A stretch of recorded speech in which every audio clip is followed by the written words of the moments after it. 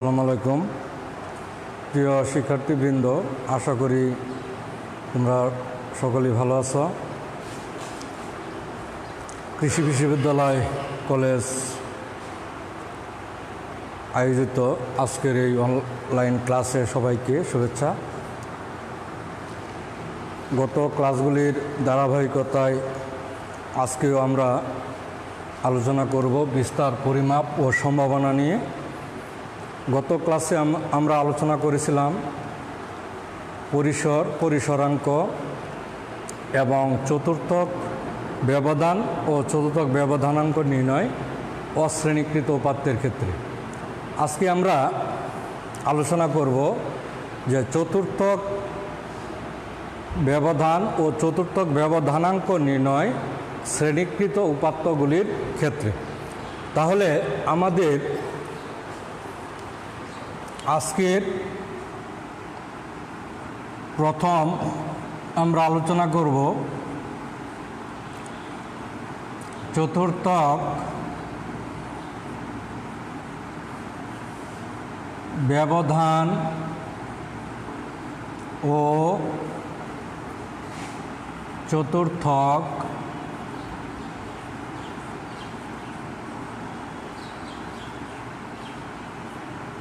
ব্যবধানাঙ্ক।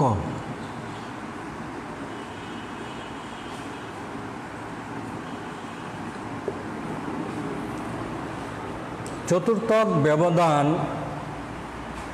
নির্ণয়ের সূত্র আমরা জানি যে QD সমান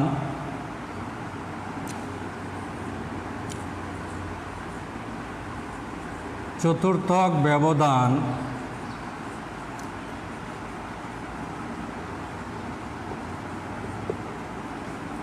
quartile deviation Q3 minus Q1 divided by 2। চতুর্থক ব্যবধান, চতুর্থক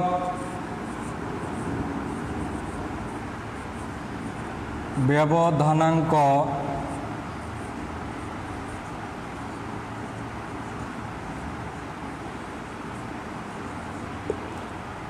CQD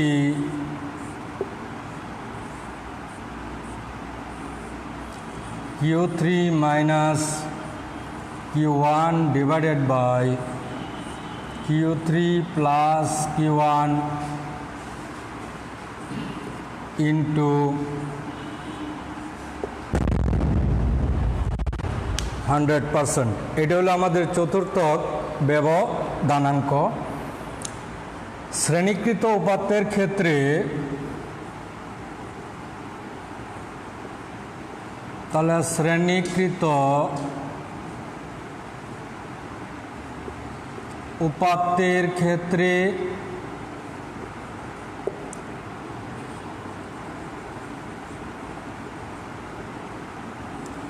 QI সমান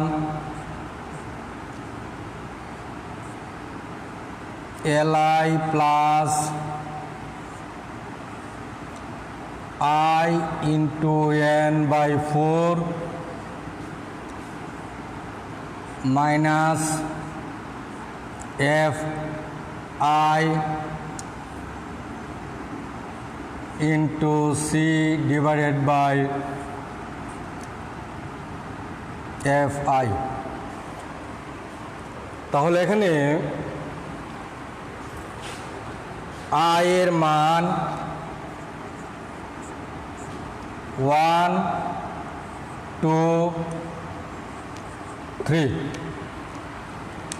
অর্থাৎ আমরা যদি I equal to 1 বসাই তাহলে Q1 প্রথম চতুর্থক পাওয়া যাবে। I এর মান যদি আমরা 2 বসাই দ্বিতীয় চতুর্থক পাওয়া যাবে।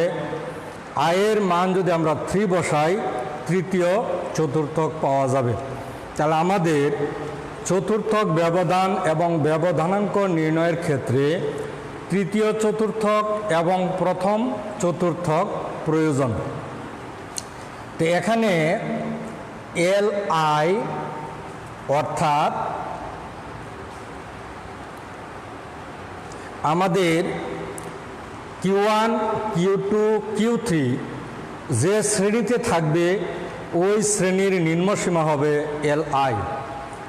আর এখানে Fi হলো আমাদের এই চতুর্থকগুলি যে শ্রেণীতে থাকবে ওই শ্রেণীর পূর্ববর্তী শ্রেণীর ক্রমযোজিত গণসংখ্যা। আর Fi হলো আমাদের চতুর্থক শ্রেণীর গণসংখ্যা।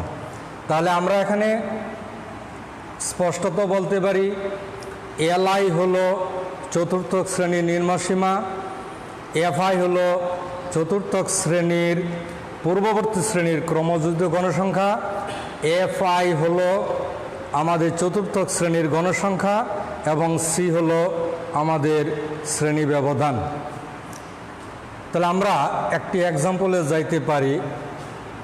তাহলে আমরা যদি একটি এক্সাম্পলে যাই যে চতুর্থক ব্যবধান ও চতুর্থক ব্যবধানাঙ্ক নির্ণয় করো, তাহলে আমরা যদি এরকম একটি এক্সাম্পল রেডি করি,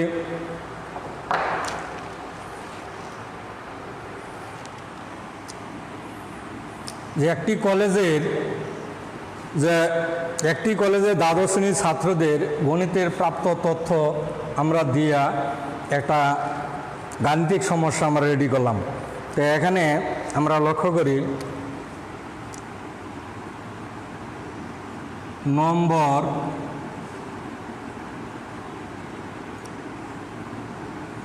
এটা আমাদের শ্রেণী ব্যাপ্তি নিলাম, শ্রেণী ব্যাপ্তি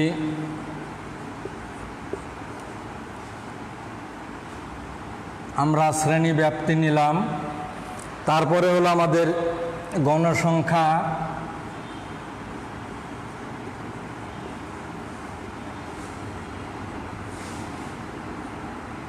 গণসংখ্যা এখানে হলো ক্রমযোজিত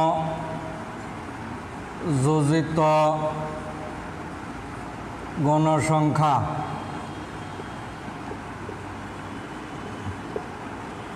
ক্রমযোজিত গণসংখ্যা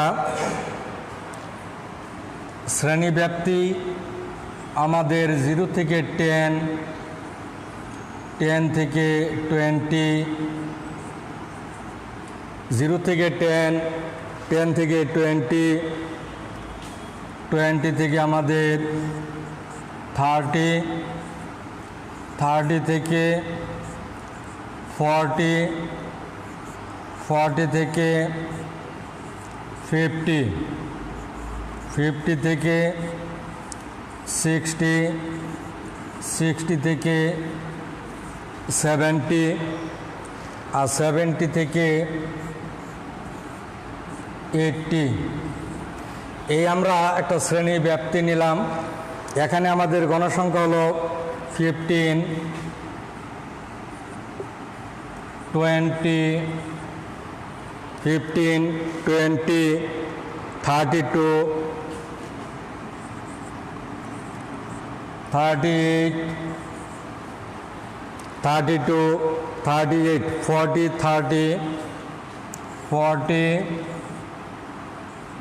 40, 30, 15 এবং 10।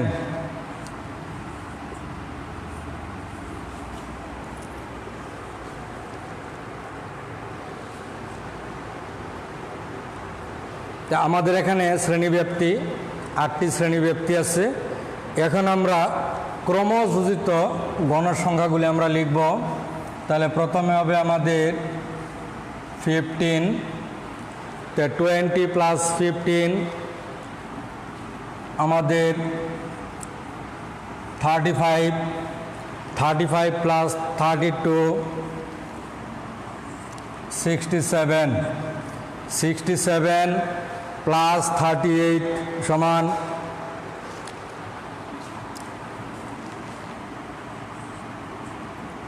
105, 40 plus 105, 5, 145, 145 plus 30, 175, 175 plus 15, 190 আর প্লাস 10 মানে 200। তাহলে আমরা এখানে ক্রমযোজিত গণসংখ্যা পাইলাম। তাহলে শ্রেণীব্যাপ্তি গণসংখ্যা, ক্রমযোজিত গণসংখ্যা আমরা প্রথমে 15 এখানে লিখব, তারপরে 20 plus 15 35, 35 plus 32 67, 67 plus 38 105, 105 plus 40 145, 145 plus 30 175, 175 plus 15 190, 190 plus 10 200। এইভাবে আমরা ক্রমযোজিত গণসংখ্যা আমরা নির্ণয় করব। তো মূলত আমরা চাচ্ছি প্রথম চতুর্থক এবং তৃতীয় চতুর্থক, কারণ প্রথম এবং তৃতীয় চতুর্থক আমরা নির্ণয় করতে পারলেই আমাদের চতুর্থক ব্যবধানাঙ্ক নির্ণয় করা যাবে। তাহলে এখানে আমাদের গণসংখ্যা আমাদের n কত? তাহলে এখানে আমাদের n মানে আমরা গণসংখ্যাগুলি যোগ করব, অর্থাৎ এখানে n হলো আমাদের 200, এখানে n হলো আমাদের 200। তাহলে আমরা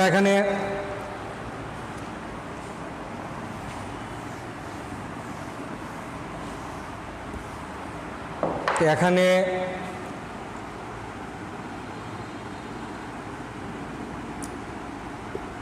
n equal to 200, তাহলে Q1 নির্ণয়। তাহলে Q1 আমরা কিভাবে নির্ণয় করব? তাহলে Q1 নির্ণয় n/4 into 1 200/4, অর্থাৎ এখানে আমরা পাইলাম 50। তো 50 লেস দেন 67, 50 লেস দেন কত আমাদের? 67। তাহলে এই 67 আমাদের শ্রেণীব্যাপ্তি কত ছিল? 67-এর শ্রেণীব্যাপ্তি ছিল আমাদের 20 থেকে 30। সুতরাং Q1 20 থেকে 30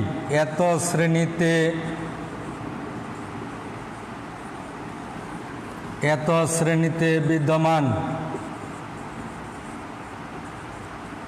তাহলে আমাদের Q1 হইল 20 থেকে 30 শ্রেণীতে আমাদের বিদ্যমান। তাহলে আমরা এখানে স্পষ্টত লিখতে পারি যে সুতরাং L1 ইকুয়াল টু, তাহলে এই শ্রেণীর নিম্নসীমা হলো 20 এবং এখানে F1 হলো আমাদের এই শ্রেণীর পূর্ববর্তী শ্রেণীর ক্রমযোজিত গণসংখ্যা 35, আর এই শ্রেণীর গণসংখ্যা হলো আমাদের, এই শ্রেণীর গণসংখ্যা কত ছিল আমাদের? 32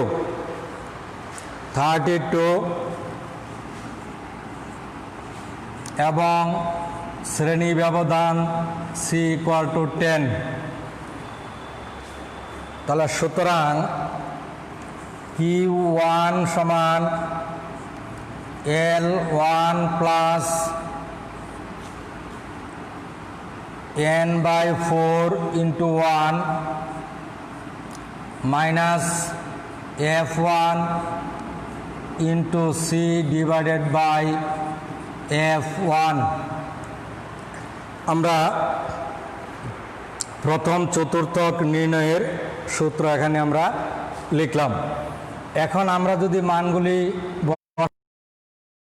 20 প্লাস এইটুকুর মান হলো আমাদের 50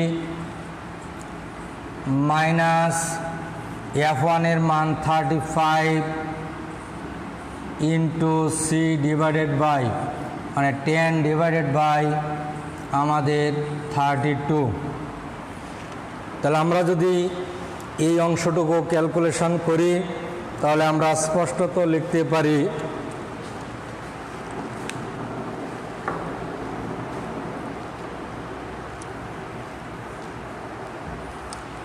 তাহলে আমরা এখানে যদি এটুকু ক্যালকুলেশন করা যায় 20 প্লাস 15 ইন্টু 10 ডিভাইডেড বাই 32 আমরা এটুকু যদি ক্যালকুলেশন করি তাহলে আমাদের প্রথম চতুর্থক পাওয়া যাবে। আমরা প্রথম চতুর্থক নির্ণয় করতে পারবো। তাহলে আমাদের আসবে কিন্তু প্রথম চতুর্থক এই মানটুকু থেকে।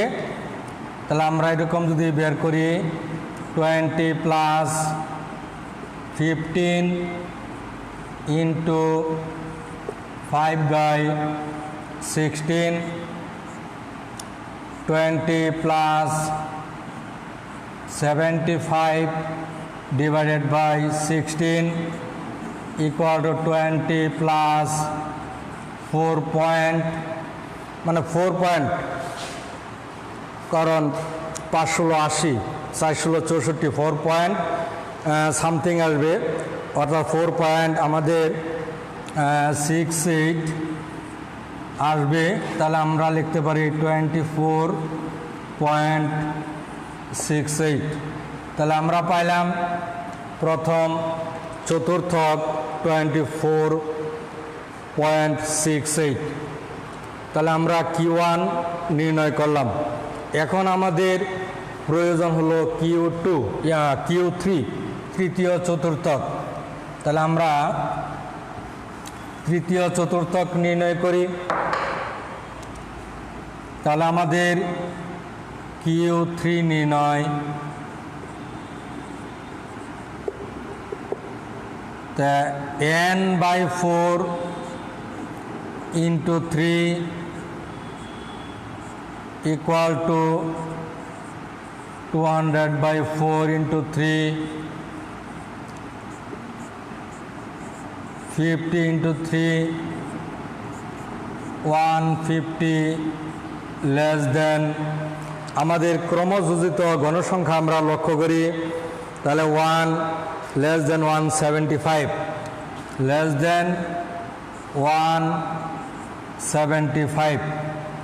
তাহলে 175 যে শ্রেণীতে ক্রমযোজিত গণসংখ্যা, যে শ্রেণীর ক্রমযোজিত গণসংখ্যা ওই শ্রেণীতে আমাদের তৃতীয় চতুর্থক বিদ্যমান। তাহলে আমরা লিখতে পারি সুতরাং Q3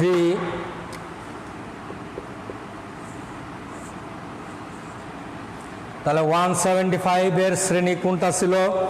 ক্রমযোজিত গণসংখ্যা আমরা লক্ষ্য করি 50 থেকে 60। তাহলে Q3 50 থেকে 60 এত শ্রেণীতে বিদ্যমান।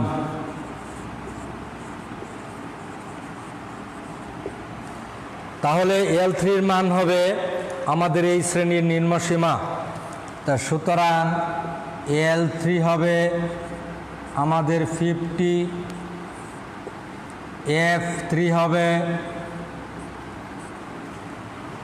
এই শ্রেণীর পূর্ববর্তী শ্রেণীর ক্রমযোজিত গণসংখ্যা।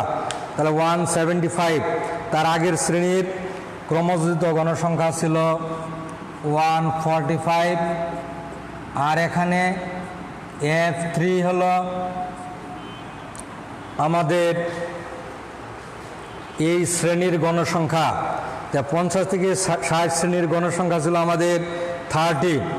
তাহলে এটা ছিল আমাদের 30 এবং সির মান হলো আমাদের 10, শ্রেণী ব্যবধান হইল আমাদের 10। তাহলে আমরা যদি এখন এই মানগুলি সূত্রে বসাই তাহলে আমরা তৃতীয় চতুর্থক নির্ণয় করতে পারবো। তাহলে সুতরাং Q3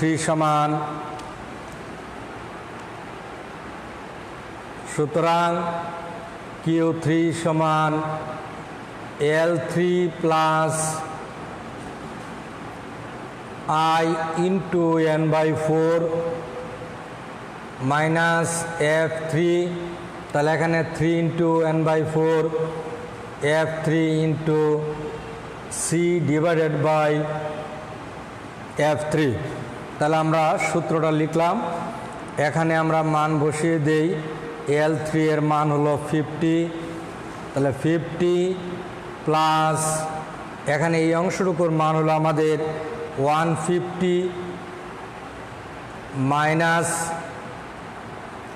F3 মান 145 into C 10 divided by F3 এর মান আমাদের হলো 30। তাহলে আমরা এখানে স্পষ্টত লিখতে পারি 50 প্লাস এখানে 5 ইন্টু 1/3, তাহলে 50 প্লাস 1 পয়েন্ট কত আমরা লিখতে পারি 666 এইরকম। তাহলে 51.66, তাহলে এটা হলো আমাদের Q3। তাহলে আমরা তৃতীয় চতুর্থক পাইলাম, প্রথম চতুর্থক পাইলাম। তার সুতরাং চতুর্থক ব্যবধান আমরা নির্ণয় করতে পারবো। তাহলে আমরা স্পষ্টত লিখতে পারি সুতরাং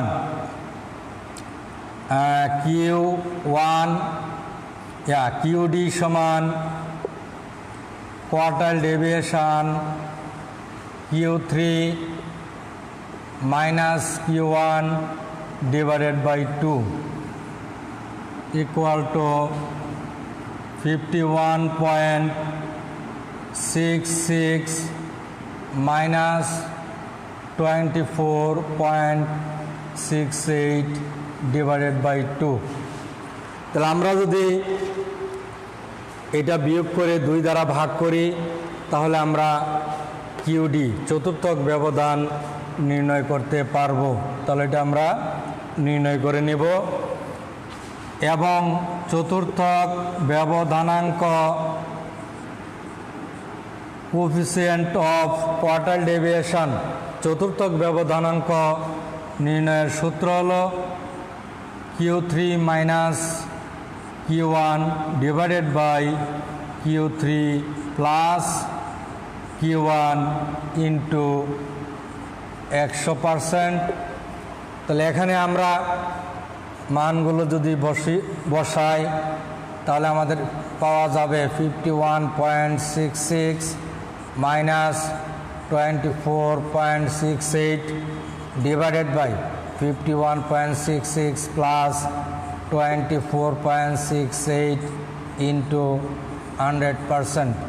আমরা যদি এই অংশটুকু সলিউশন করি, তাহলে অবশ্যই আমরা CQD এর মান নির্ণয় করতে পারব। তাহলে শ্রেণী বিন্যস্ত উপাত্তের ক্ষেত্রে আমরা চতুর্থক ব্যবধান এবং চতুর্থক ব্যবধানাঙ্ক নির্ণয়ের একটি গাণিতিক সমস্যা আমরা সমাধান করলাম। তাহলে চতুর্থক ব্যবধানাঙ্ক নির্ণয় করতে গেলে শ্রেণী বিন্যস্ত উপাত্তের ক্ষেত্রে আমাদের ক্রমযোজিত গণসংখ্যা প্রয়োজন। আমরা ক্রমযোজিত গণসংখ্যা বের করব।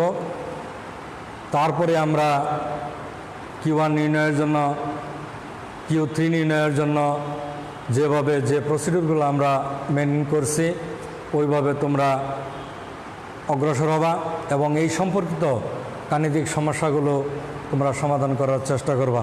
আশা করি অবশ্যই পারবে।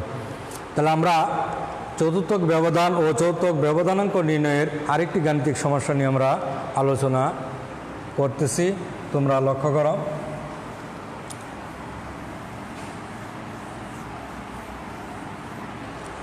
এখন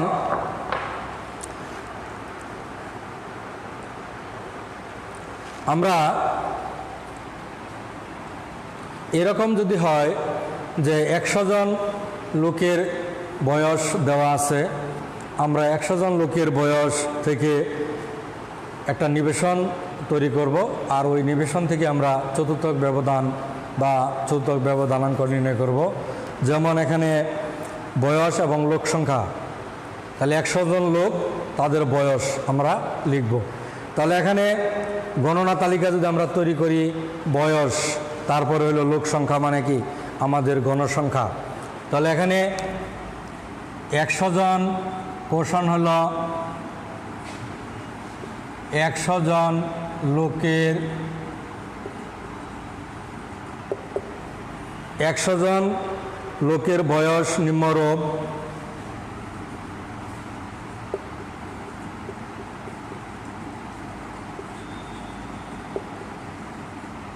বয়স নিম্নরূপ।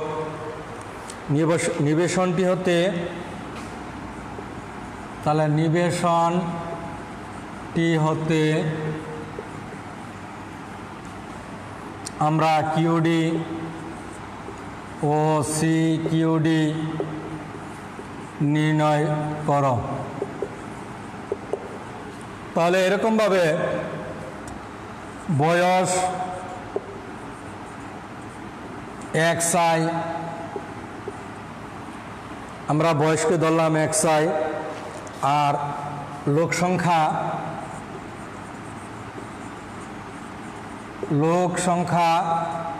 সেটা হবে আমাদের F, লোক সংখ্যা হবে F, এবং ক্রমযোজিত গণসংখ্যা বা লোক সংখ্যা, তাহলে ক্রমযোজিত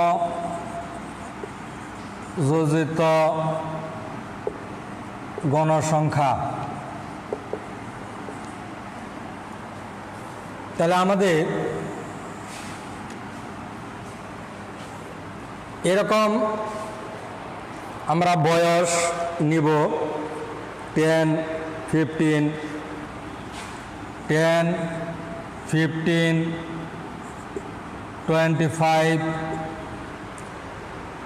30,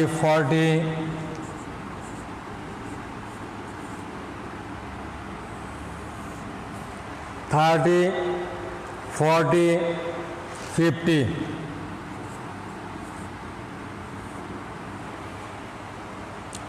আর লোক সংখ্যা হলো আমাদের 7, 12, 20, 35,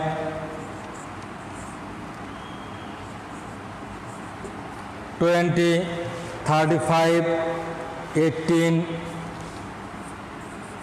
এবং 8।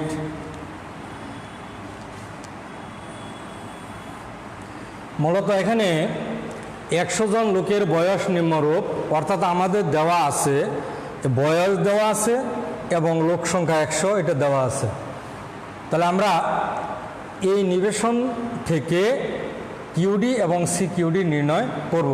তাহলে আমাদের প্রয়োজন হইল যে ক্রমযোজিত গণসংখ্যা আমাদের নির্ণয় করতে হবে। তাহলে আমরা প্রথমে এখানে 7 লিখব, 7 + 12, 19, এখানে 39, তারপরে 74 এবং 18, 92 + 8 মানে আমাদের 100। তাহলে এখানে আমাদের 100 জন লোক, আমরা তাদের বয়স দেওয়া ছিল, আমরা এখানে ক্রমযোজিত গণসংখ্যা নির্ণয় করলাম। তাহলে আমাদের সিকিউডি এবং কিউডি নির্ণয় করতে গেলে প্রথম এবং তৃতীয় চতুর্থক নির্ণয় করতে হবে। তাহলে এখানে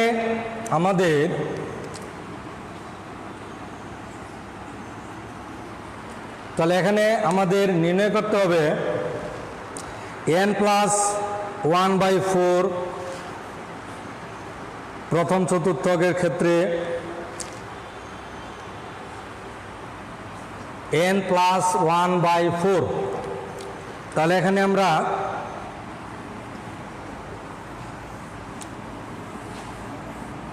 নির্ণয় করব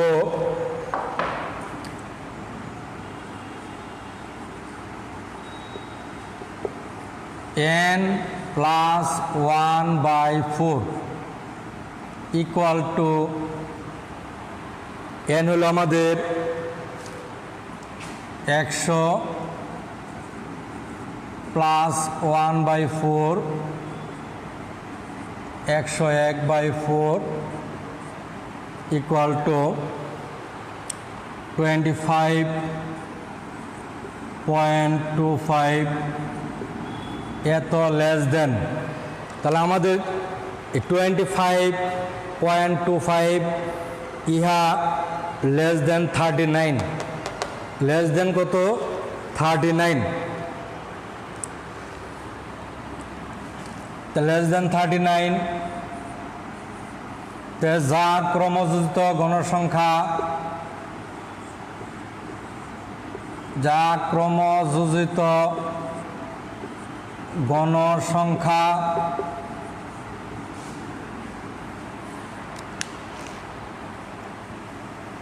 যা ক্রমযোজিত গণসংখ্যা 39 অন্তর্ভুক্ত,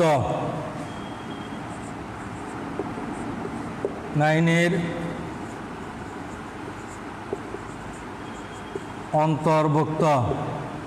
সুতরাং Q1 ইকুয়াল টু, তাহলে 39 অন্তর্ভুক্ত আমাদের এখানে পদ হইল আমাদের কত 25, তাহলে সুতরাং 39, তাহলে তার Q1 হইল আমাদের 25। তাহলে আমরা প্রথম চতুর্থক পাইলাম, অর্থাৎ 39 ক্রমযোজিত গণসংখ্যা, আর এখানে আমাদের Q1 হইল 25। তারপরে আমরা বের করব Q3 নির্ণয়। তাহলে Q3 নির্ণয়ের জন্য আমাদের কি করতে হবে, n প্লাস 1/4 ইন্টু 3।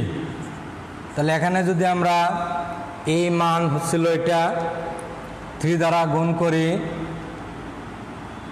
তাহলে এখানে আমাদের হবে 75.75। তাহলে ইহা 40 থেকে বড়, 92 থেকে ছোট, তাহলে লেস দেন 92। যা ক্রমযোজিত গণসংখ্যা 92 এর অন্তর্ভুক্ত, যা ক্রমযোজিত গণসংখ্যা 92 এর অন্তর্ভুক্ত। তাহলে আমরা 92 এই ক্রমযোজিত গণসংখ্যার, তাহলে এখানে ছিল আমাদের 40, তাহলে সুতরাং Q3 ইকুয়াল টু আমরা লিখতে পারি, সুতরাং তাহলে তৃতীয় চতুর্থক এই শ্রেণীতে আছে, শ্রেণীটা কত আমাদের 40, তাহলে আমরা লিখলাম Q3 ইকুয়াল টু 40।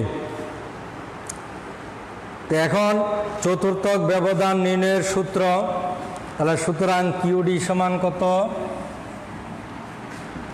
তাহলে আমরা লিখতে পারি সুতরাং QD সমান Q3 minus Q1 divided by 2, এবং CQD হল Q3 minus Q1 divided by Q3 plus Q1 into 100%। আমরা যদি এই দুইটি সূত্রে Q1